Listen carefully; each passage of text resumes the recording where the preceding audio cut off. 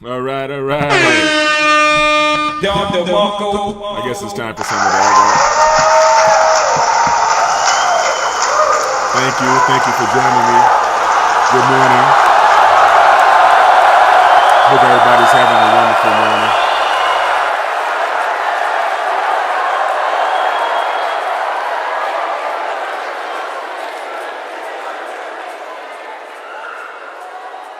All right, all right, all right. No need for the Omni talk.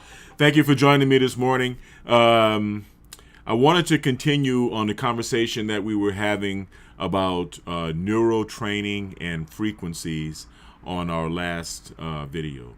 By the way, this is Devin Lockett, the holistic American warrior, also known as OG Red Dog, here to talk to you about healthy ways to stay healthy and stay out of the doctor's office if you don't have to go, and ways to avoid medical tyranny, for lack of a better word. This is an electroencephalographic amplifier. In other words, this is a brain amplifier. This is an EEG amplifier. This is akin to an EKG, with the EKG or ECG, depending on where you are. If you're in Europe, it's ECG. What the ECG or the EKG does for the heart, the neuroamp, right, the encephalographic amplifier does for the brain. Now, I am a neurofeedback clinician, and of many years actually, and I know my way around the human brain. Okay, I'm going to be honest with you about that. I really do. Now, after years, and you guys understand how I came into study neurofeedback, so I'm not going to continue beating that dead horse. But after years, hold on one second. Let me see something. Oh, wow, this is incredible. I've actually got 3 views here. This is really good. I'm going to give you guys a treat today. It's going to be a choice of many views. Anyway, after about 10 years, from 2015 until 2025 of doing neurofeedback therapy. Oops, can't do that. That's cool. Let's see. How about here? We can go back and forth from here. After 10 years of doing neurofeedback therapy, I know my way around the human brain. And I understand the different frequencies that, oops, wow, look at that. Then the other microphone comes on. That's really good. That's really good. Okay. I understand the frequencies by which to train the brain, and the optimal frequencies to train different areas of the brain for different purposes. We can address, here's the protocol guide.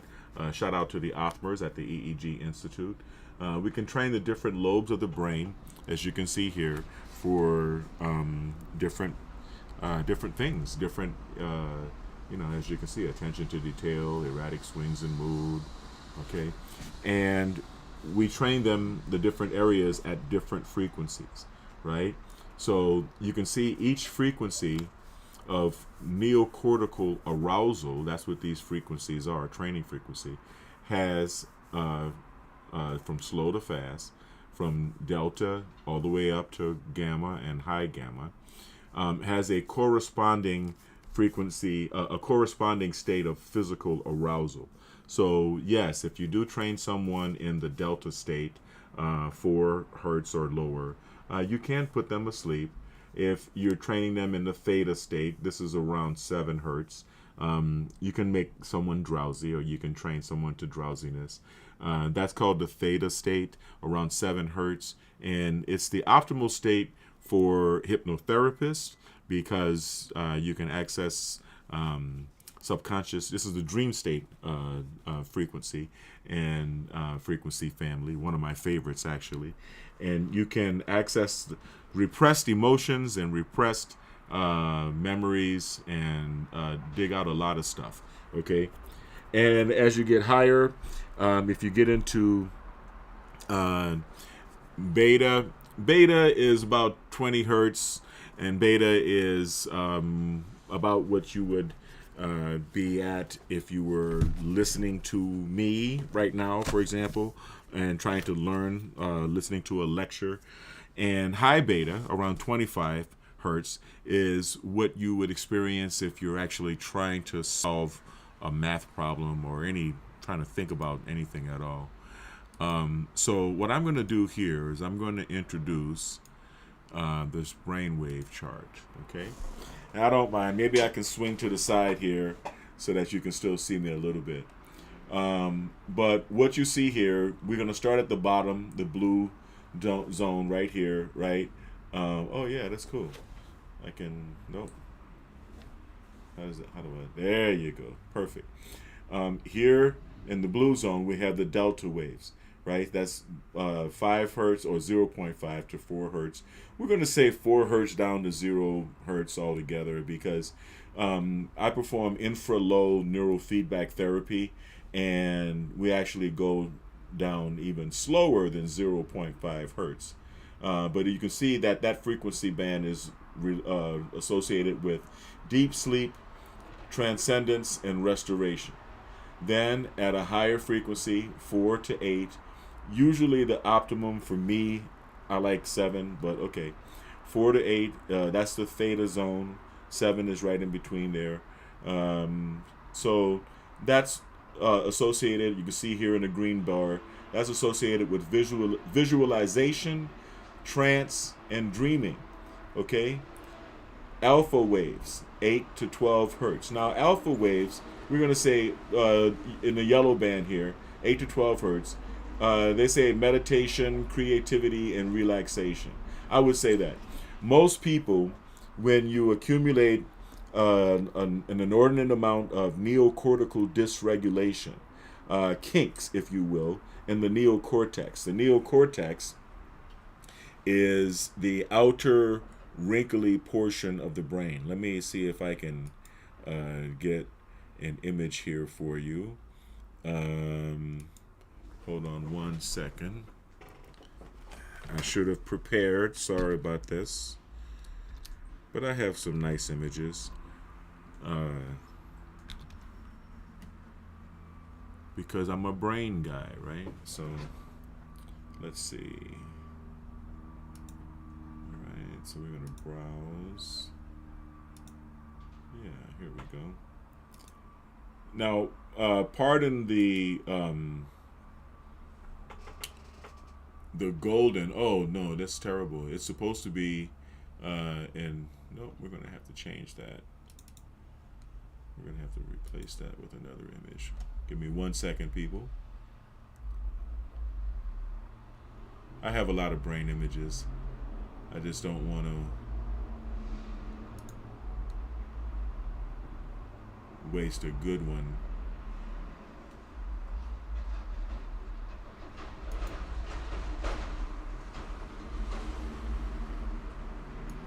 I think this one will work.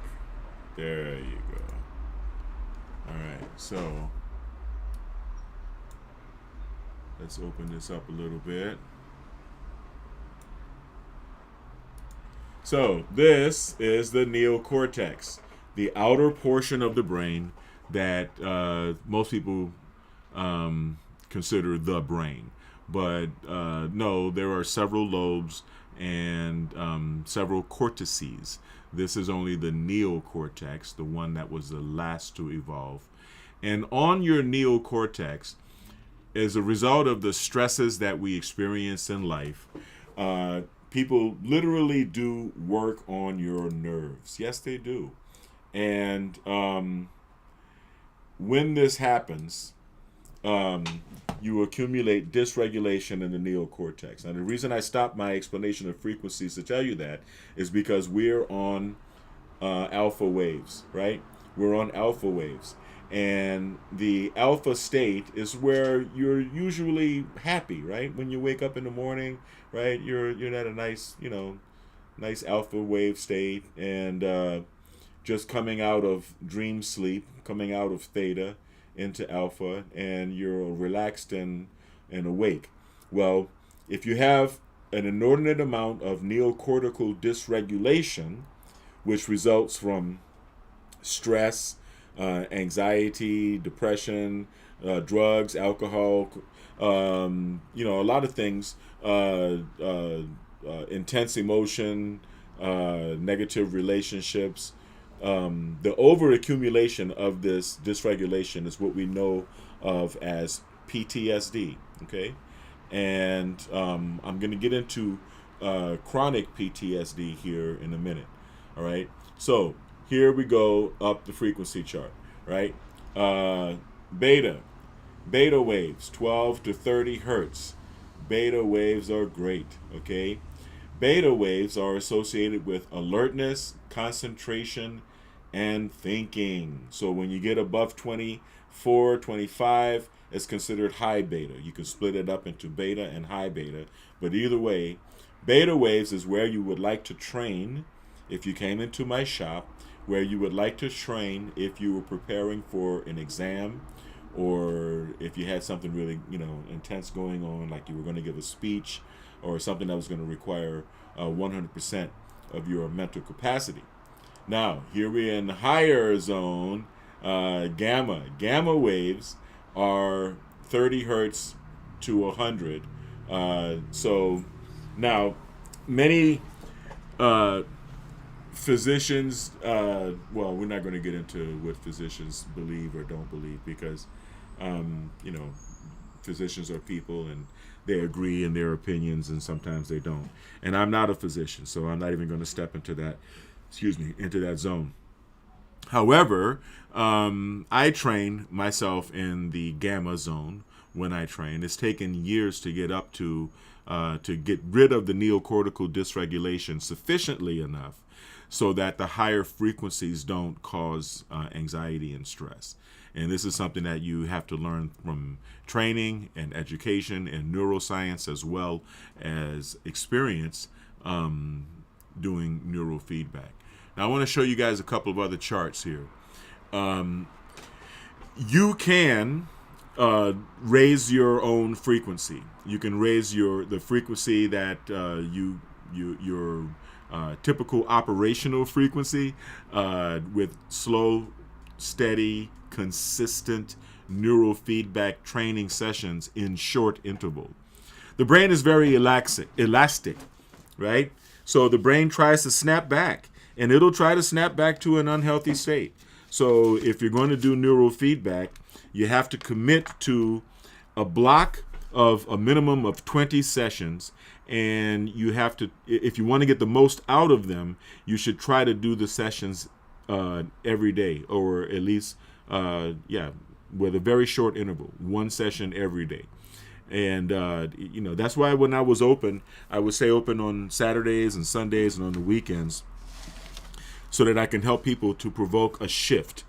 The goal is to provoke a permanent shift in brain function. So if you hit the brain, if you train your brain, and you train your brain with an experienced neurofeedback clinician, you can first use neurofeedback to get rid of neocortical dysregulation. Move then into what I would suggest, alpha theta. Alpha theta is very good for dealing with repressed emotions and a lot of stuff. It's very good, especially in combination with talk therapy, if you happen to be in talk therapy, or if you're in any type of a group surrounding, like 12-step or anything like that, because that's really all vibrational. You sit in a 12-step program meeting and you listen to a bunch of other people talking about how their lives have become unmanageable because of their use of substances or whatever it is that 12-step is about, whatever the particular addiction is. And one after another, you listen to everyone's story, and it puts you at a vibrational level where you are ready to purge your issues, and it makes it more comfortable for you to share because you're at that vibrational level. Now, that is called a spiritual vibration. This is where things are separating in this talk that we're having right now. That's not a physical vibration. That is a spiritual vibration. And there are charts for that as well, okay? Let's let the train pass.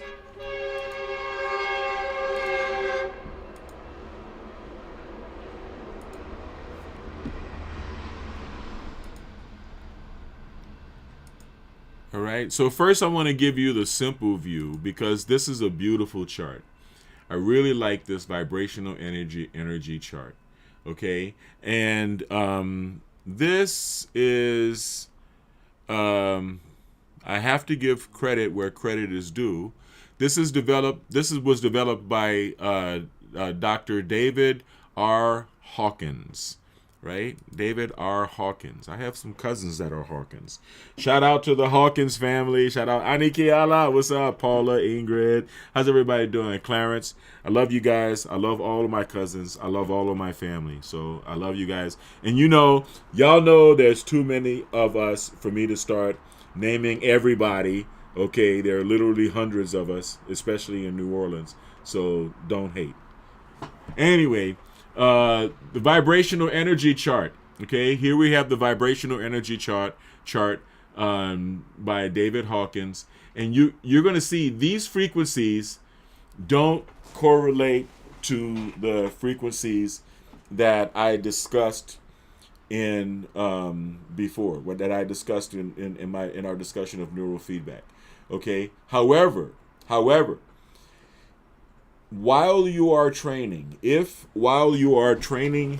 brain to handle the higher frequencies in synchrony neurofeedback, I'm getting ahead of myself. I was talking about alpha theta for purging emotional baggage. Then once we purge the emotional baggage, you get into synchrony. Synchrony is where we are using both channels of the amplifier.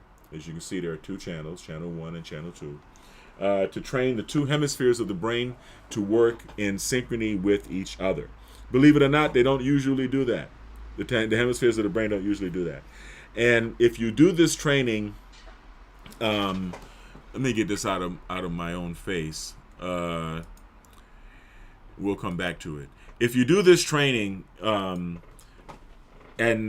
whilst abstaining from alcohol and drugs and other toxins, right? That's very important to keep your body and your brain clean when you're in this process of trying to provoke a shift, right?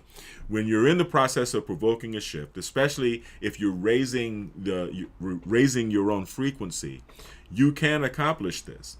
You can accomplish this as long as you stay clean and sober, and it helps to live alone, I guess, because you're going to be dealing with raising your optimal frequency, raising the frequency at which your brain and your mind operates. But it's a good thing to do. And if you do this, you're going to find that slowly and surely, especially after you provoke a shift, if you continue to train, you're going to find that your vibrational energy starts to rise as well, okay? Now, this is where we get into what is called emotional intelligence, right?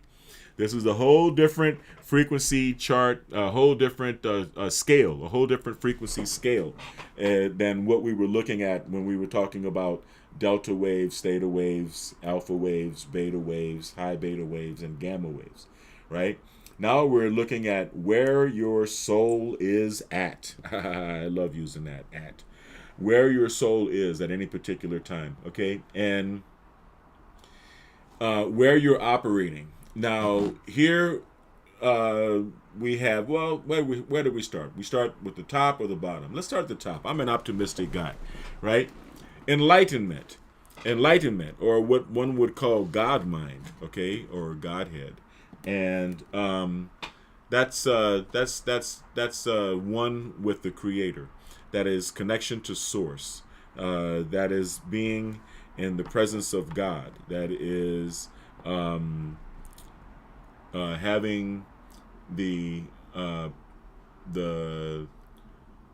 basically it's enlightenment. I mean, we can stay here all day and describe what enlightenment is. Beneath that is peace.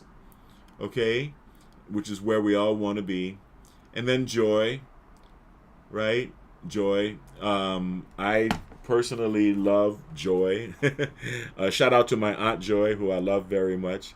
But besides you, Aunt Joy, I love the expression of joy and the experience of joy, even though my face is getting burned right now.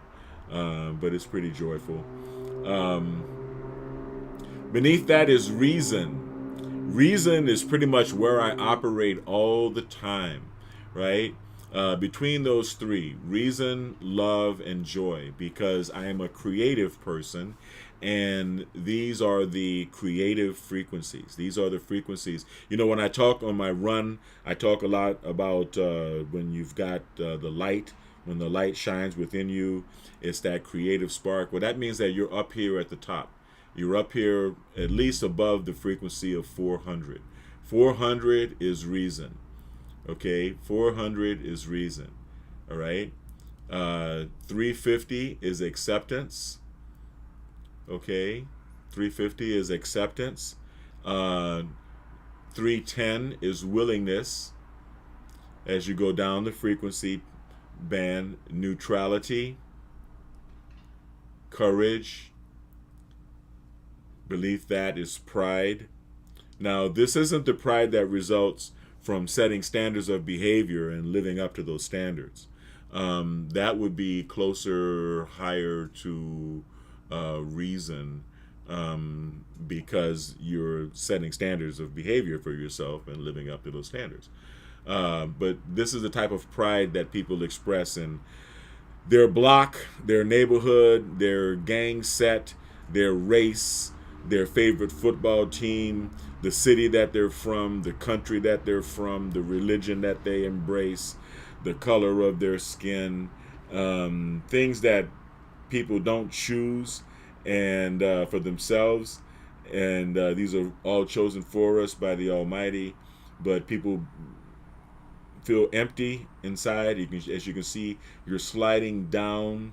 You're going from a state of fullness into emptiness. So now you have that pride, right? You have that white nationalist or whatever, black national. Doesn't matter what color. When people start getting into that zone right there, it's now you're starting to get into the antisocial zone, right? So we go down frequency into anger, okay? Anger. You can get stuck on anger. So you just keep in mind that only the present exists. The past doesn't exist, and the future doesn't exist, right? So worrying about the future causes you anxiety, and worrying about the past causes you anger and grief. Neither one are really valuable. They're kind of wasted emotions because there's nothing you can do about the past or the future. But people get stuck there, right? And then they get stuck in their desire. Well, I mean, we're being inundated with corn, right? We're being inundated with peas and corn. And and so you can't get on your phone or on the internet without seeing peas and corn. And you can become a corn addict, right? You can be pretty corny if you're not careful. So you can get stuck in that area of desire. If you start flushing yourself with dopamine, you start getting on a dopamine addiction, a dopamine loop. Okay, eating that corn. Okay, then below desire is fear. Now, remember, there are really only two emotions. There are love and fear. So 1, 2, 3, 4, 5, fear, 1, 2, 3, 4. All right, so love is 4 from the top and fear is 4 from the bottom. But fear, you can use fear to explain all of your negative emotions, right? Because they're all representative of a withholding of love, right? Fear represents a withholding of love from the self, expressed through a withholding of love for others, right? So if people haven't evolved to the point where they can understand this, then they're going to go through kind of a miserable life. Now, below that is grief. Grief is a tricky one because I've been grieving. Sometimes, you grieve as a result of a loss, and that loss is something that you couldn't help, right? The death of a loved one, or the death of the soul of a loved one, or the death of the character of a loved one. And but you can still deal with that, express the emotions that need to be expressed, go through the 4 stages of grief, of acceptance, and get yourself up to acceptance, right? Now, below there is where it gets really dangerous, because we were talking earlier about complex post-traumatic stress disorder, or CPTSD. And people who have suffered repeated abuses, sometimes in childhood, most of the time in childhood, but many times in other areas of life, they get stuck in between grief that they really never process, which is perhaps the taking away of their innocence, and they slide into being first cynical, and then, unfortunately, nihilistic. They become nihilists. And here in the bottom are nihilists, right? Grief, apathy, they don't care anymore, right? Screw it, the screw it attitude, guilt.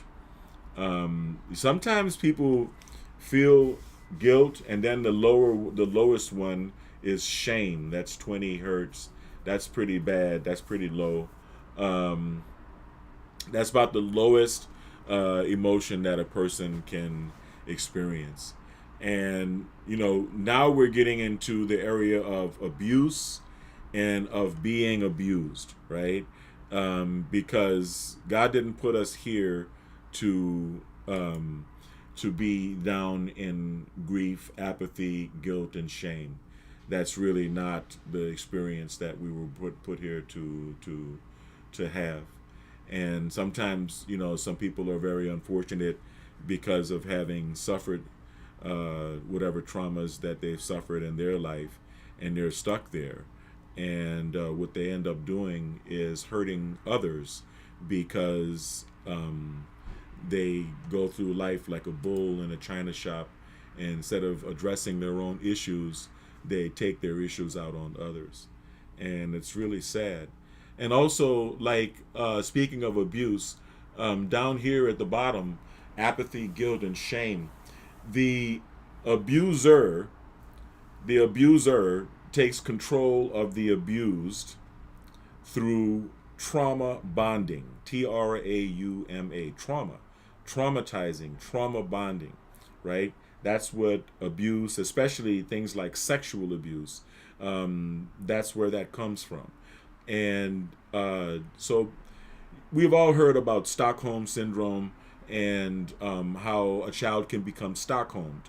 Well, when you have a parent that sexually abuses a child, they're basically traumatizing them and making them feel incredible guilt and incredible shame for such horrible behavior, that it pushes that person down. It's a victim creating another victim, right? A victim creating another victim, and it's very sad.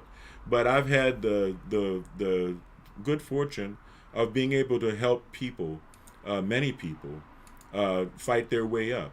And there's a way of finding this out, figuring this out, by talking to your clients, especially if I'm doing alpha theta neurofeedback. If I've gotten with a client and we're doing neurofeedback, right? Regular, we're doing the neurofeedback. We're taking out first the dysregulation in the neocortex with infra-low neurofeedback. That's a lot of fun. You can watch a movie, you can play a video game while you're in infra-low neurofeedback, and it's very enjoyable. It's the foundation of clearing away neocortical dysregulation that has accumulated in a person's life. Now, with normal people, we accumulate in normal life, typical lifestyles. We accumulate a lot of dysregulation in the parietal lobe And the a lot of veterans that come back from combat experiences, they also, in their PTSD, they also get a lot of neocortical dysregulation in the frontal lobe because they've been in a state of hypervigilance or hyper awareness in a combat zone for extended periods of time, not even being able to sleep soundly. So they tend to get a sort of diamond pattern that occurs in the frontal lobe. I have been able to successfully treat a lot of veterans. Shout out to my fellow veterans, my brothers and sisters in arms in the United States military. Thank you for your service. Thank you for your continued service. And I will continue through the Homecoming for Veterans program to provide free therapy for my fellow veterans, as well as for police officers who also have a very strenuous life, strenuous existence. So, how do you find out where a person is? You know, I really cannot help but think along this chart.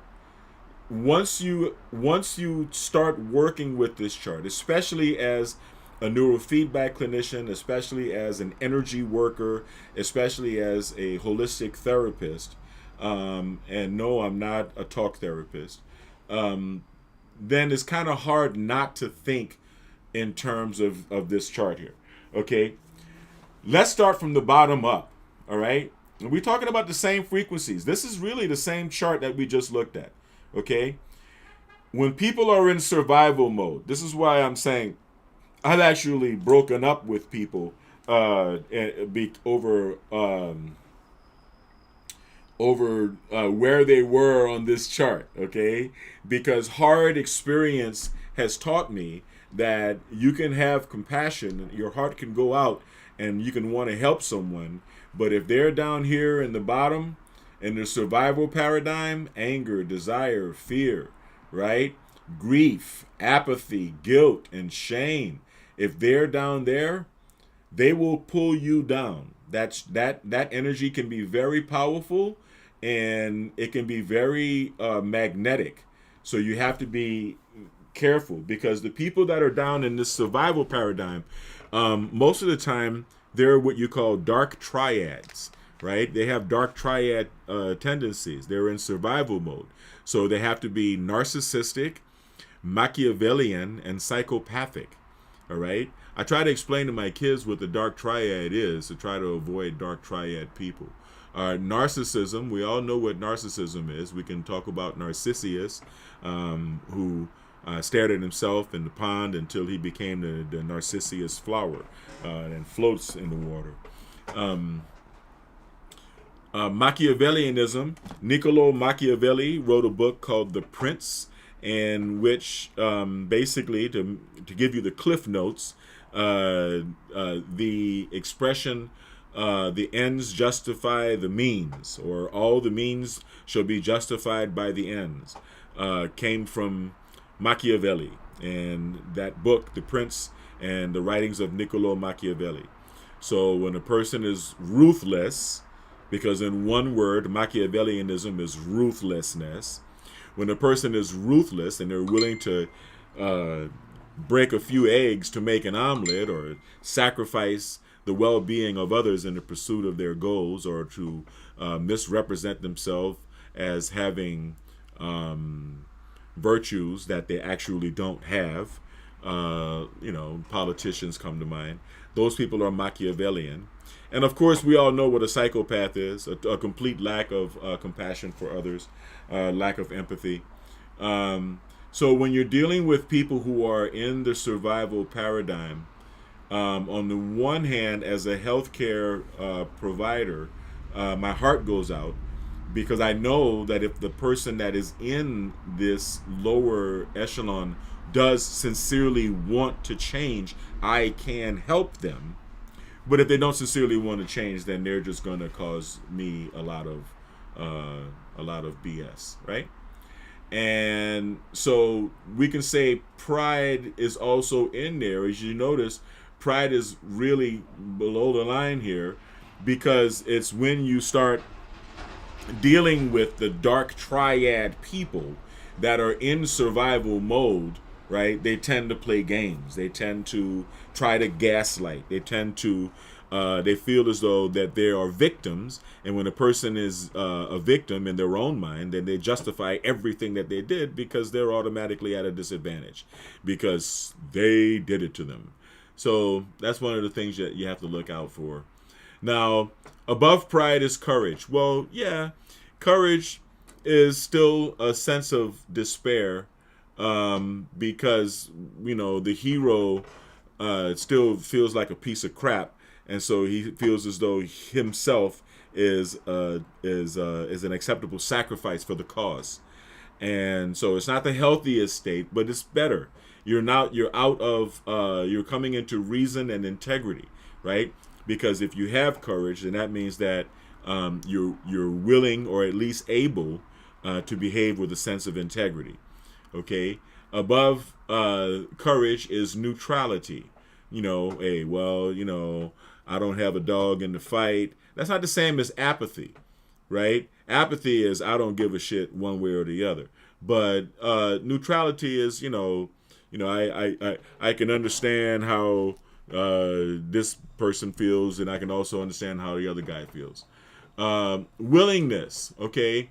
Willingness, now you're becoming, there's a little bit more of a grasp of your worth.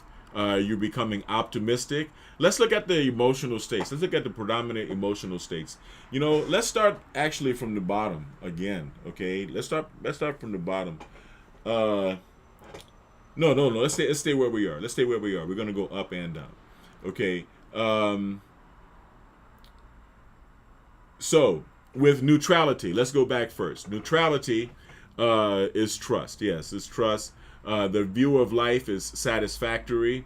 Their view of God is enabling them, and their process is one of release. Actually, no, we need to start from the bottom. I'm sorry, because it won't make sense unless we go through it all. So let's go back to frequency 20, shame. The predominant emotional state is humiliation, right? Their view of life is miserable, and their view of God is depressing. Despising.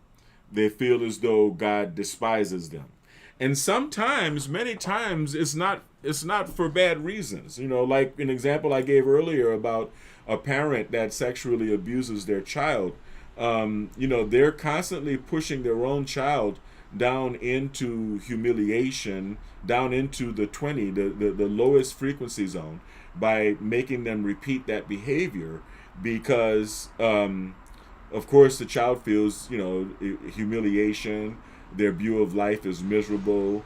They think that God despises them. And it's very unfortunate because people can actually, unalive themselves in that state. Above that is guilt.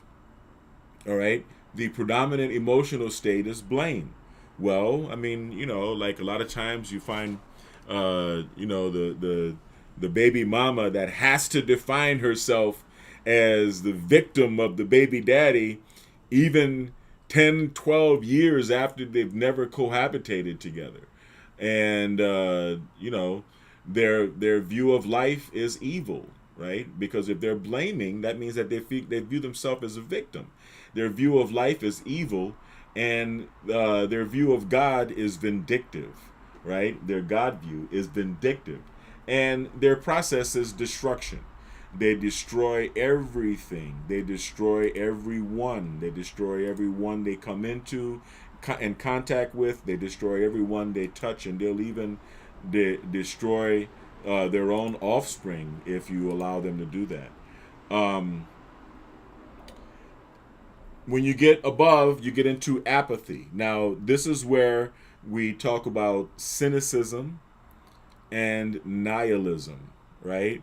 First, sometimes in certain cultures, we have adapted a view of cynicism or even nihilism, the belief that there is nothing sacred, as wisdom. A lot of people actually think it's wisdom. So, they take the see a fool, use a fool approach to life. And so, that's why it's important. That's why I'm going over this, because when you're treating someone, you talk to them and you can get reflected back to you where they are vibrationally, where they are in their soul, where they are in their heart. Not just where they are in their mind, but where they are in their spirit. Okay? A person who's in the apathy zone is their predominant emotional state is despair. And their view of life is that life is hopeless. Their view of God is that God is condemning them. And they're at a process of abdication, which means they're letting go. They don't care. Okay?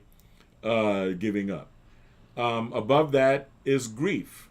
Well, the predominant state is regret.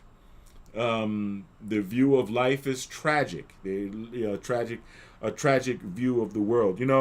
I was once close with a refugee, someone who arrived as a refugee, and I did my best to love her, but the fact is, sometimes people at a very young age adapt a very tragic sense of life.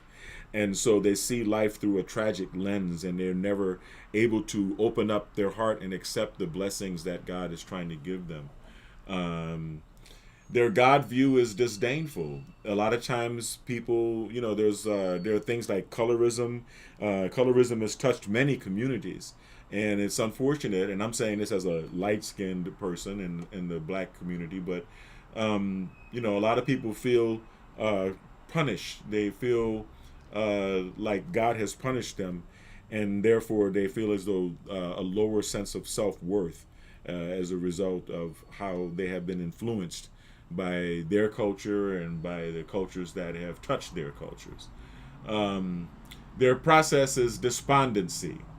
Okay, there's despondency. That's being in despair when you're at a particular state where you don't think that there's any hope. You don't think that God will forgive you for something that you've done or for a number of things that you may have done. And, this, once again, it brings us back down into the abuse, the child abuse paradigm, because, the abuser, trauma bonds with the victim by making them repeat these behaviors that cause regret, despair, cause the child to feel a tragic and hopeless view of life and whatnot. Now, still in the survival paradigm, fear. Right now we're at a energetic log of 100. Predominant emotional state is anxiety. The view of life is that life is frightening. I really, really, really feel an intense amount of compassion for people who are experiencing life at this level. Their God view is punitive. They feel as though God is punishing them, and their process is one of withdrawal. Right? They're withdrawing from life because they're scared. Right? When you're scared, you fight or flee. You run. Right? Okay. And then above that is desire. Desire is good. You're starting to wake up. You're coming out of the fear state. If you're not reactive, if you're not reacting to something fearfully, if you're not reactive, then you're stepping into a state of proactivity, right? So that takes us into desire. Desire is a frequent energy log of 125. And in that predominant emotional state is your craving, right? So at least you're going out, you're trying to get some, you're trying to find some company. That's usually in young men indicative of being up to that state, and or you want to go out and hustle and make that money, right? That's desire as well. All right, but your predominant state is craving. Your view of life is disappointing, so you're hungry. All right. And your God view is denying. You think God is denying you of something, so you're in a state of desire. And your process is one of enslavement. I'm sorry, that's where you are. Because you will be the slave of your desires. Now, above that is anger. Anger at 150. Now, why is anger above desire? Because a lot of times desire is an expression of a repressed anger, right? That's why it's not really that much higher. It's 125 to 150. But at least at that point, a person is not desiring and exploiting in order to deal with anger. They're actually confronting it as anger. So it is a little bit of a higher vibration, right? Now, the predominant emotional state is hate. That's still very, very, very bad. The view of life is antagonistic. Life is against me. The view of God is vengeful, right? Fire and brimstone. He's a vengeful God.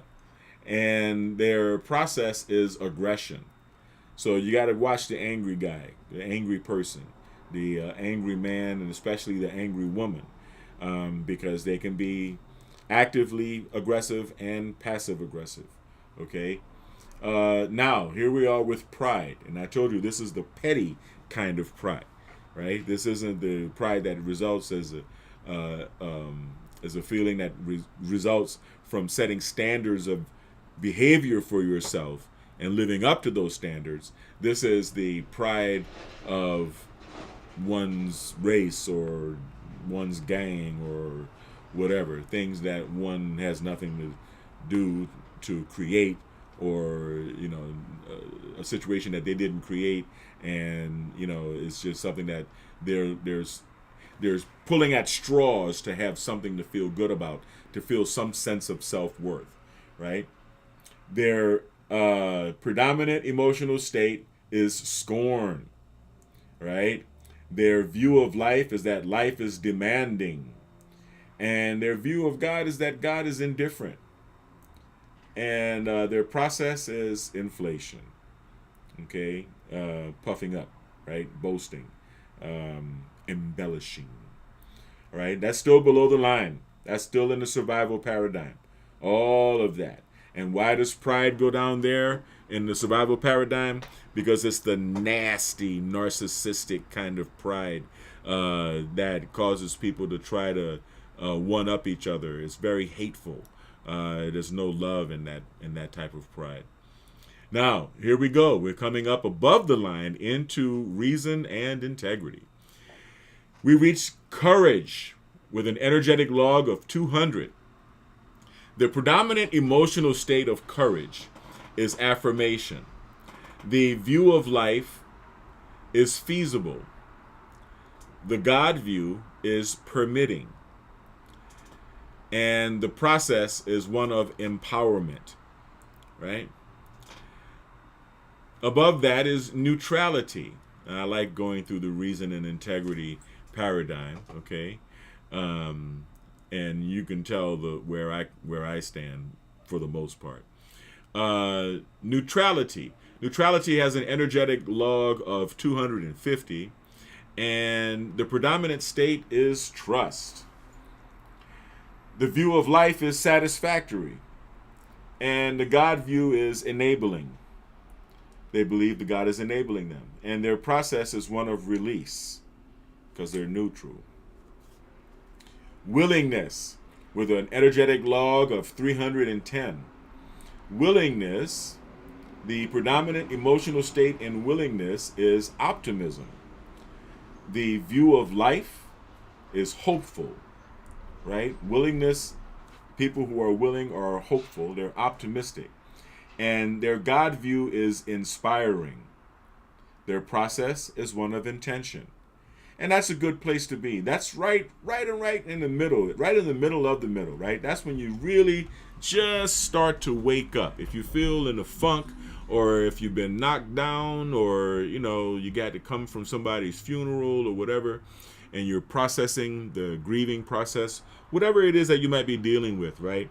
You could recognize the dawning of the light when you reach this energetic log of 310.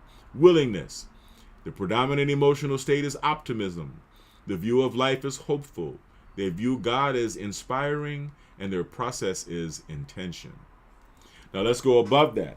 Acceptance. So let's just say you actually were in a grieving process. either because of specific things that may have happened recently or just grieving, grieving overall, doing your shadow work, right? Uh, Acceptance, and remember, this is all in the reason and integrity zone, okay? Which you should never go any lower than. You should never allow yourself to go any lower than this zone, okay?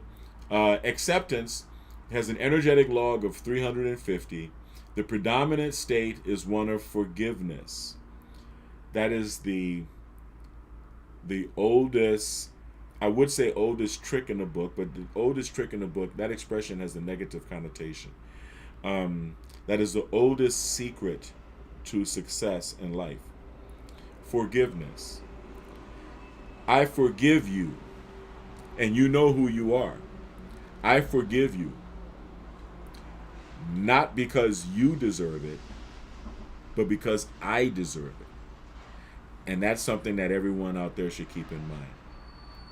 Forgive. Forgive. It's forgiving away. It's forgiveness. It's forgiveness. It's something, forgiveness. It's something that clears up your soul so that you can achieve your greatness, right? Just like the garbage in the garbage bag is forgiving to the big garbage can outside, right? It's forgiving to that garbage can so that it doesn't stink up my house. So if you hold on to resentment for anyone and you don't forgive them, it's stinking up your soul. It's stinking up your personality. It's stinking up your mind. It's stinking up your consciousness. Forgive that garbage. Forgive. Put it out. Forgive, right? So if you reach this state, now you're putting the trash out. Acceptance. Actually, let's give a couple of scratches. Yes, acceptance. We've reached it. All right. The predominant emotional state is forgiveness. Their view of life is harmonious, and they view God as merciful. Forgive us our trespasses, as we forgive those who trespass against us. God is merciful to me because I am forgiving to all of you assholes. And the process is transcendence. You see, I can call you assholes and still transcend. And here's the train. All right? So now we go to the fun part. As a rational objectivist, reason. Reason. Why? Because if you get rid of all of that garbage and you climb to the top of the reason and integrity zone, then you can actually get busy. You can actually work. You can actually think. You can actually do your job. You can actually run your business. You can actually come up with a business idea. You can actually make changes in your life, make smart decisions, because you're in the reason zone. You're no longer clouded by all of the negativity, right, that comes in the zones below this. Reason with an energetic log of 400. Your predominant emotional state is understanding. Well, for a man, honestly, you got no choice. You got to be the voice of reason, and you also have to be the stone of understanding. Your view of life is that life is meaningful. Your God view is that God is wise. And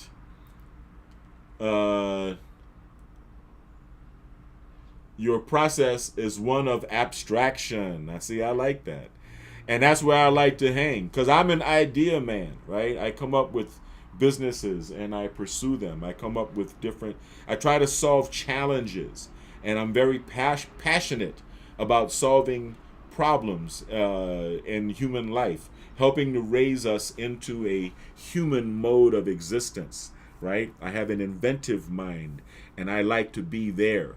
I can't be there if I'm dealing with any of those lower emotions. That's the fun place. That's where I like to be. I like to be thinking. I like to be doing. I like to be, building businesses and ideas and, coming up with all kind of stuff, and actually pursuing it and making it work. That is what I call the light, having the light inside.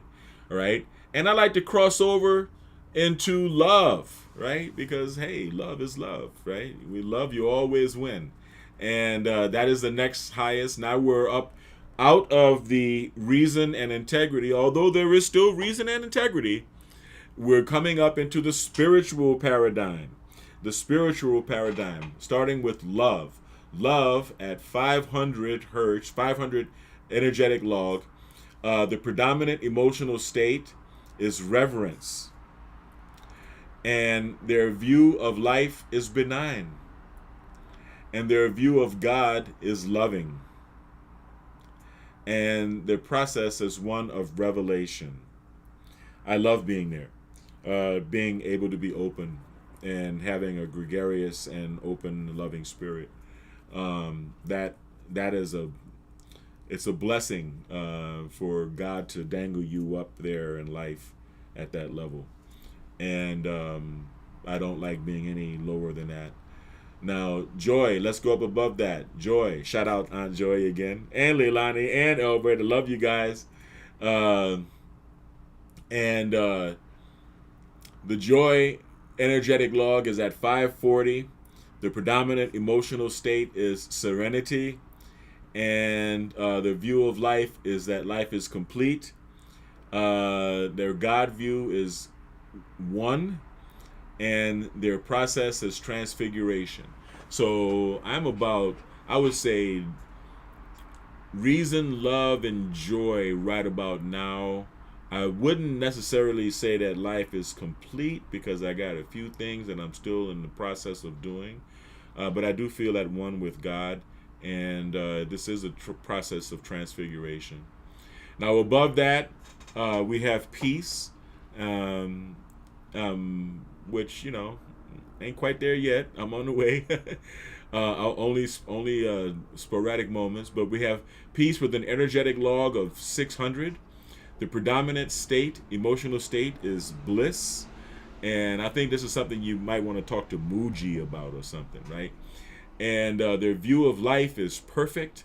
The God view is all being, God and everything, and they're in a process of illumination. I, as well as most of humanity, is reaching for that zone. And of course, above that is enlightenment. The energetic log of 700 to 1000. The predominant emotional state is ineffable. And their view of life is. And their God view is self. Wow, that's powerful. And their process is pure consciousness. Now, will any of us reach above 700 while we still live in our physical bodies? I don't know. In fact, I think that might be a good question for us to ask ChatGPT, and Grok, just to see what the results would be, just to compare the results. But that's the end of what I wanted to talk about today, right? It took us from 10 to 11. Yep, it's just about 11 o'clock. I want to thank you for sticking with me and listening to all of this and understanding the difference between the brain frequency states and the emotional states, the different emotional states. They're not directly connected, but they are related. There is a relationship between the two.